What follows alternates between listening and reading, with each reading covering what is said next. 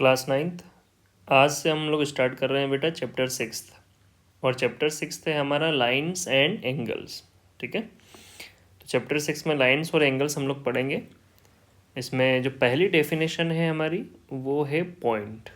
तो पॉइंट क्या होता है, चलिए हम लोग समझते हैं पॉइंट क्या होता है।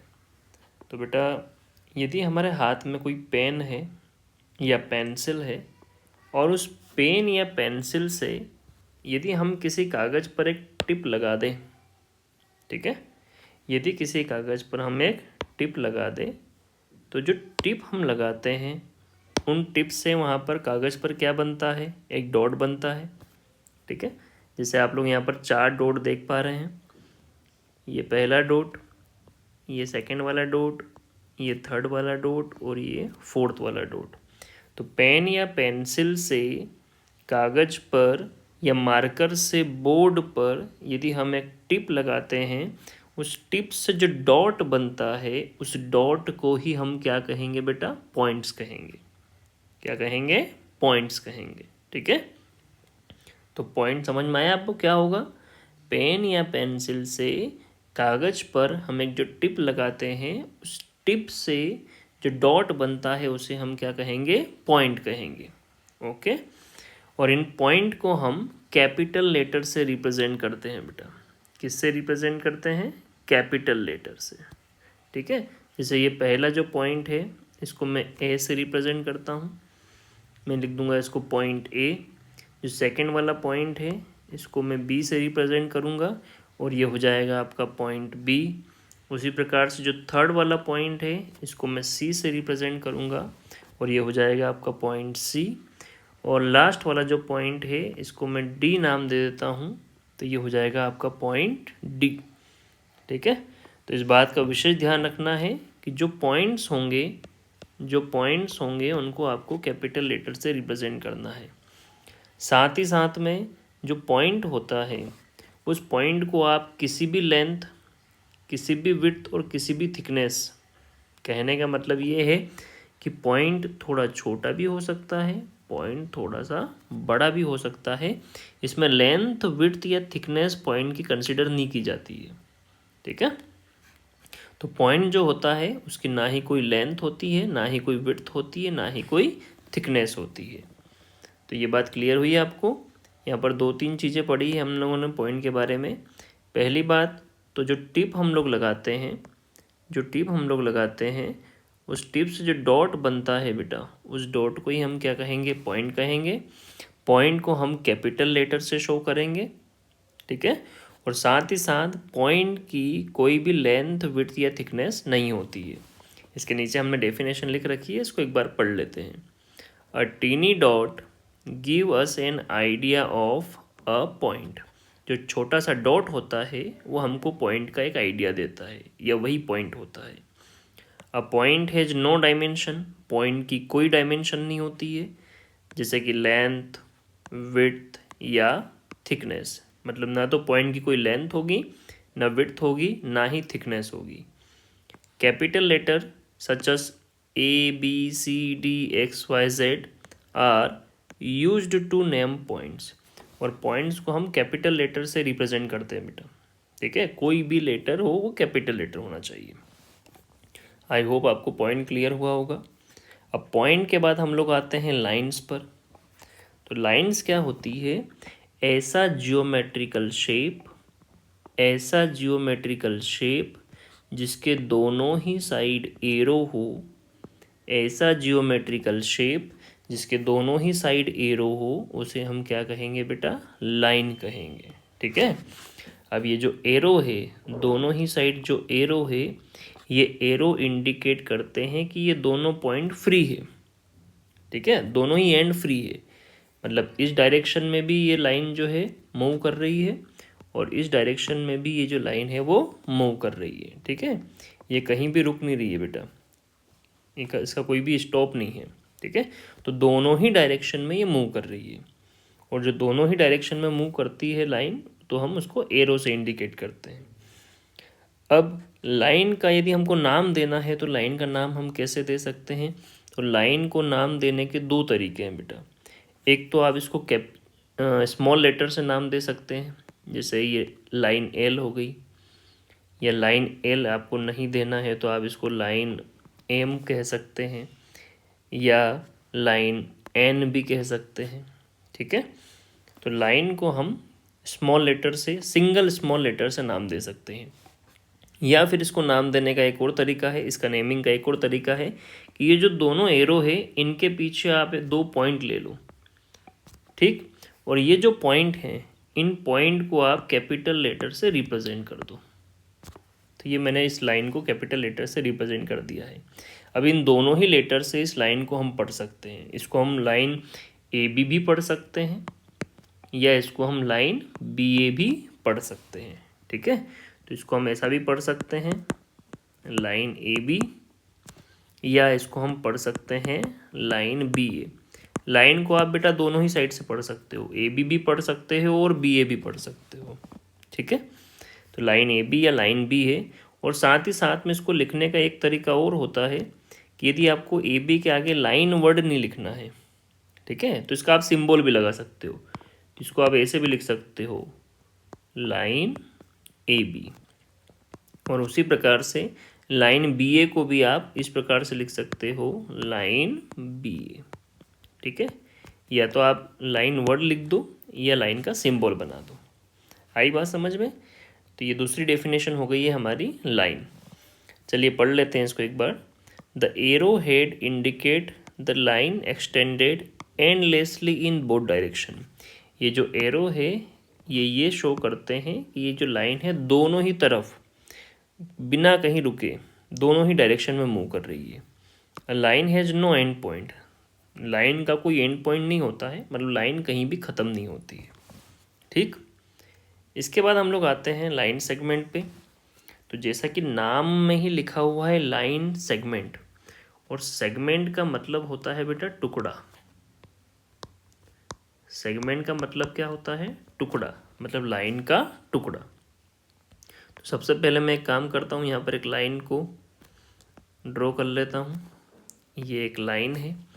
अब इस लाइन को यदि मैं एक साइड में यहाँ से और एक साइड में अगर मैं यहाँ से इसको कट कर दूँ, तो यदि मैं इस लाइन को यहाँ से कट कर देता हूँ तो मुझे एक लाइन का टुकड़ा मिल जाएगा। इस प्रकार से एक लाइन का टुकड़ा मिल जाएगा। ठीक है, और ये जो लाइन का टुकड़ा है ये मुझे पता है कि मैंने कहाँ कहाँ से कट किया है। तो इधर वाला एंड भी मुझे पता है और इधर वाला एंड भी मुझे पता है। अब यदि दोनों एंड मुझे पता है तो इन दोनों एंड को हम रिप्रेजेंट करेंगे बेटा डॉट से। ठीक है, तो लाइन सेगमेंट को हम किससे रिप्रेजेंट करते हैं? दोनों ही तरफ डॉट से, पॉइंट से। ठीक, अब ये लाइन सेगमेंट है हमारा। अब इस पॉइंट को मैं नाम दे देता हूँ पॉइंट ए, और इस वाले पॉइंट को मैं नाम दे देता हूँ पॉइंट बी। ठीक है, और इसको हम क्या पढ़ेंगे? लाइन सेगमेंट ए बी, या उस साइड से भी पढ़ सकते हैं। आप इसको इस साइड से पढ़ सकते हो लाइन सेगमेंट ए बी, या आप इसको इस साइड से भी पढ़ सकते हो लाइन सेगमेंट बी ए। ठीक है, तो मैं इसको पढ़ सकता हूँ लाइन सेगमेंट ए बी, या इसको मैं पढ़ सकता हूँ लाइन सेगमेंट बी ए। दोनों ही तरह से पढ़ सकते हैं। ठीक, और यदि आपको यहाँ पर लाइन सेगमेंट वर्ड का यूज नहीं करना है तो आप क्या कर सकते हो? लाइन सेगमेंट का सिंबल भी बना सकते हो। जैसे कि अपन ने पिछली वाली डेफिनेशन में लाइन का सिंबल बनाया था, वैसे ही इसको आप लाइन का सिंबल बना के भी लिखोगे तो भी इसको हम लाइन सेगमेंट ही पढ़ेंगे। तो इसको हम पढ़ सकते हैं line segment A B, line segment A B, या इसको हम पढ़ सकते हैं लाइन सेगमेंट बी। ठीक है, क्या डेफिनेशन दे रखी है? It has 2 and points. इसके 2 एंड पॉइंट होते हैं, एक ये और एक ये, A and B. It can be represented as A B line segment or B A line segment. और इसको हम कैसे रिप्रेजेंट कर सकते हैं? ए बी लाइन सेगमेंट भी कह सकते हैं और बी ए लाइन सेगमेंट भी कह सकते हैं। इसके बाद में हम नेक्स्ट डेफिनेशन आते हैं रे पर। और रे क्या होती है? तो रे जो वर्ड है आप लोगों ने कहीं ना कहीं सुना है। कहाँ सुना है? आपने इसको रे को सनरेज में सुना है। सन रेज मतलब सूर्य की किरणें, है ना? तो जो रेज होती है उसका हिंदी में मतलब होता है किरण, ठीक है, सूर्य की किरणें। तो रेज जो होती है, अच्छा एक बात बताइए आप लोग, सूर्य की जो किरणें होती है वो कहाँ से आ रही है, सन रेज कहाँ से आ रही है वो तो हमको पता है ना। जो सन की जो रेज होती है वो कहाँ से आती है भैया, सन से आती है ना, सन से आती है। लेकिन वो कहाँ तक जाती है ये हमको पता नहीं है। तो सन की जो रेज होती है उसका एक पॉइंट तो हमको पता है कि वो आती कहाँ से है, लेकिन वो कहाँ तक मूव करती है, कहाँ तक ट्रेवल करती है, हमको बिल्कुल भी नहीं पता है।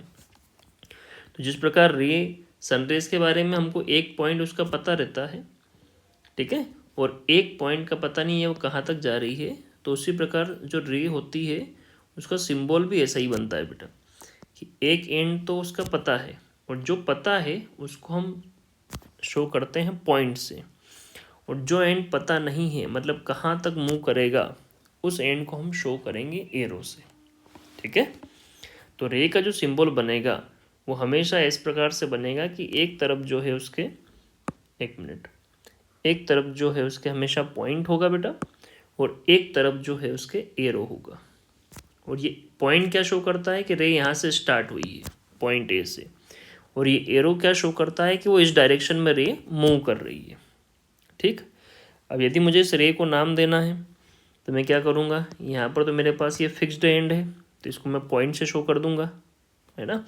और दूसरी साइड में एरो है, तो हमने जिस प्रकार से लाइन में क्या किया था कि एरो के पीछे एक पॉइंट ले लिया था, उसी प्रकार यहाँ पर भी एरो के पीछे एक पॉइंट ले लेंगे और ये रे हमारी बन जाएगी ए बी रे, ठीक है। क्या बन जाएगी, ए बी रे। इसको मैं लिख सकता हूँ रे ए बी। अब एक बात का विशेष ध्यान रखना है रे में, कि रे जो है वो फिक्स पॉइंट से फ्री एंड की तरफ पड़ी जाती है ना। कभी भी फ्री एंड वाले पॉइंट से फिक्स एंड वाले पॉइंट की तरफ उसको हम नहीं पढ़ेंगे, इस बात का ध्यान रखना है, ठीक है। तो ये जो फ्री एंड फिक्स्ड एंड है उस लेटर को हमको पहले पढ़ना है, और फ्री एंड वाले जो पॉइंट है उसको आपको बाद में पढ़ना है। तो रे को हमेशा ए बी ही पढ़ेंगे, कभी भी बी ए नहीं पढ़ेंगे, मतलब फिक्स एंड से फ्री एंड की तरफ ही पढ़ेंगे, कभी भी फ्री एंड से फिक्स एंड की तरफ नहीं पढ़ेंगे। तो रे को हम पढ़ेंगे रे ए बी। अब यदि आपको सेम वही चीज़ कि यदि आपको यहाँ पर वर्ड यूज़ नहीं करना है तो आप उसको जो है इस प्रकार से भी इंडिकेट कर सकते हैं, रे ए बी। इसको भी हम ए बी रे ही पढ़ेंगे बेटा, ठीक। चलिए इसकी डेफिनेशन देख लेते हैं। अ रे is a point of line, है ना। रे क्या होती है, कैसी लाइन होती है जिसका एक पॉइंट होता है, which start from a fix point, जो कि एक फिक्स पॉइंट से स्टार्ट होती है, कॉल्ड द इनिशियल पॉइंट, और जिस पॉइंट से रे स्टार्ट होती है उसको हम क्या कहेंगे, इनिशियल पॉइंट, मतलब स्टार्टिंग पॉइंट, ठीक। Initial point or extend one side endlessly, तो एक पॉइंट तो इसका जो होता है वो फिक्स होता है इनिशियल पॉइंट, और एक जो एंड होता है वो फ्री होता है, उस तरफ ये रे जाती है, ठीक है। तो आई होप रे आपको क्लियर हो गई है। अब रे के बाद हम लोग आते हैं एंगल पर, कि एंगल कैसे बनता है। तो जैसा अभी हमने इसके पहले रे के बारे में पढ़ा बेटा, कि जो रे होती है उसका एक एंड जो होता है वो फिक्स होता है, एक एंड जो होता है वो फ्री होता है ना। तो मान लो ये एक रे है, इस पॉइंट को मैं नाम दे देता हूँ ओ, और रे का दूसरा एंड फ्री है तो इसके पीछे हम लोग एक पॉइंट ले लेंगे और इसको, इस पॉइंट को मैं नाम दे दूंगा ए। तो ये जो ओ ए रे है वो किस पॉइंट से स्टार्ट हुई है, ओ से स्टार्ट हुई है, ठीक। और यदि मान लिया जाए कि एक और रे इस पॉइंट से स्टार्ट हो रही है और इस पॉइंट का नाम है, एक मिनट, है ना, एक और रे जो है वो इस पॉइंट से स्टार्ट हो रही है, और ये जो रे है ये है ओ डी रे। कौन सी रे बेटा, ओ डी रे, है ना। तो ये जो ओ ए रे है और ये जो ओ डी रे है, ये दोनों मिलकर इस पॉइंट ओ पर क्या बना रही है बेटा, एंगल बना रही है। क्या बना रही है, एंगल बना रही है, ठीक है। ओ ए रे और ओ डी रे दोनों ही रे जो है वो पॉइंट ओ पर एक एंगल बना रही है, ठीक। अब ये क्या बन गया, एक एंगल बन गया है। अब एंगल जो बन रहा है ए ओ डी, इस एंगल को अपन क्या पढ़ेंगे, ए ओ डी, ठीक है। तो ये एक एंगल बन गया है बेटा। अब इस एंगल में अब यदि अपन इसको एंगल के फॉर्म में देखें, ठीक है, ये ओ ए रे और ओ डी रे को हम रे के फॉर्म को छोड़कर यदि हम एंगल के फॉर्म में देखें तो ये जो पॉइंट है बेटा, ये जो पॉइंट है जहाँ पर ओ है, ये इस एंगल का कहलाएगा वर्टेक्स। क्या कहलाएगा? वर्टेक्स। ठीक है, ये जो कॉर्नर वाला पॉइंट है ये कहलाएगा इसका वर्टेक्स। और ये जो दोनों रे है ये इस एंगल की कहलाएगी साइड्स, या तो आप इन दोनों को साइड कह दो इस एंगल की, या आप कह दो इसको आर्म्स। क्या कह देंगे? आर्म्स। तो ये जो ओ ए और ओ डी जो है ये इस एंगल की साइड या आर्म्स हो जाएगी। ठीक है, हम आर्म्स भी पढ़ सकते हैं, साइड भी पढ़ सकते हैं। और ये जो कॉर्नर वाला पॉइंट है इसको हम कहेंगे बेटा वर्टेक्स कहेंगे। ठीक है, तो चलिए देखते हैं क्या लिखा हुआ है। टू डिफरेंट रे having a common initial point, दो अलग अलग रे और उनका एक ही कॉमन इनिशियल पॉइंट हो, मतलब एक ही पॉइंट हो जहाँ से वो स्टार्ट हो रही है, कॉल्ड द वर्टेक्स। तो उस पॉइंट को हम क्या कहेंगे? वर्टेक्स कहेंगे। The ray forming the angles are called, the ray forming the angles are called arms or sides. और जो रे एंगल बना रही है उन रे को हम उस एंगल का क्या कहेंगे? साइड कहेंगे या आर्म्स कहेंगे। ठीक है, तो ये हो गया एंगल। अब एंगल के बाद हम लोग आते हैं नेमिंग एन एंगल, कि भैया एंगल को नाम कैसे देंगे। तो अभी हमने देखा कि जो दो रे होती है वो दो रे मिलकर एक एंगल बनाती है। यदि दो रे एक ही पॉइंट से स्टार्ट हुई है, यदि दो रे एक ही पॉइंट से स्टार्ट हुई है, ठीक है, मान लो ये जो दोनों रे हैं ये ओ पॉइंट से स्टार्ट हो रही है, वो जो पहली रे है बेटा वो है ओ पी और दूसरी जो रे है वो है ओ क्यू। ठीक, तो ये ओ पी रे और ये ओ क्यू रे है ना, और ये ओ पी और ओ क्यू रे जो है ये पॉइंट ओ पर क्या बना रही है? एक एंगल बना रही है ना। तो इसको हम कैसे पढ़ सकते हैं? इस एंगल का क्या नाम दे सकते हैं? तो इस एंगल को नाम देने के दो तीन तरीके हैं बेटा। ये जो एंगल बन रहा है इस एंगल को नाम देने के दो तीन तरीके हैं। यदि आप चाहते हैं कि इसको हम एक ही लेटर से नाम दें तो हम जहाँ पर एंगल बन रहा है, मतलब जिस वर्टेक्स पर एंगल बन रहा है उस वर्टेक्स को लेकर भी हम इस एंगल का नाम दे सकते हैं। ठीक है, तो पहले बात तो जिस वर्टेक्स पे बन रहा है वो ओ वर्टेक्स है, तो इसको हम लिख सकते हैं एंगल ओ। अब ये जो साइन है ये एंगल का साइन है बेटा। एक बात का और ध्यान रखना है आपको, एंगल का साइन कैसा बनेगा? ये एंगल का साइन बनेगा। ठीक है, तो ये मैंने लिखा है यहाँ पर एंगल ओ। या तो आप उसी वर्टेक्स से नाम दे दो, एक ही वर्टेक्स से एंगल का, एंगल ओ, या आपको अगर तीन तीन लेटर से नाम देना है तो इस वर्टेक्स को आपको बीच में रखना है क्योंकि एंगल ओ पे ही बन रहा है। बाकी आप आइट साइड वाले जो लेटर है इनका यूज़ कर सकते हो। ठीक है, लेकिन एंगल ओ पे बन रहा है तो ओ को आपको बीच में रखना है। तो हम कैसे नाम दे सकते हैं? हम इसको इस प्रकार भी पढ़ सकते हैं, एंगल पी ओ क्यू। ठीक है, पी ओ क्यू, इस तरीके से भी नाम दे सकते हैं। या इसको हम पढ़ सकते हैं एंगल क्यू ओ पी, इसको हम इस साइड से भी पढ़ सकते हैं, एंगल क्यू ओ पी। ठीक, यदि कोई यहाँ पर एक एंगल एक्स हो, मान लो कोई एक्स डिग्री का एंगल दे रखा है तो उसको हम इस प्रकार भी पढ़ सकते हैं, एंगल एक्स डिग्री। ठीक, तो कुल मिला के एक एंगल को 3 से 4 तरीके से नाम दे सकते हैं। ठीक है, पहली बात तो जिस वर्टेक्स पर वो बना हुआ है उसी वर्टेक्स वाले लेटर से भी नाम दे सकते हैं, या हमको तीन तीन लेटर से नाम देना है तो उस वर्टेक्स को बीच में रखकर आइट साइड वाले लेटर्स का यूज़ करके भी हम उसको नाम दे सकते हैं, जैसे एंगल पी ओ क्यू या एंगल क्यू ओ पी। या यदि उस एंगल की डिग्री दे रखी है तो उस एंगल की डिग्री के हिसाब से भी उसका नाम हम दे सकते हैं, मतलब उसके एंगल की नेमिंग कर सकते हैं। चलिए इसकी डेफिनेशन देख लेते हैं। The angle formed by ray O P and O Q can be represented many veg.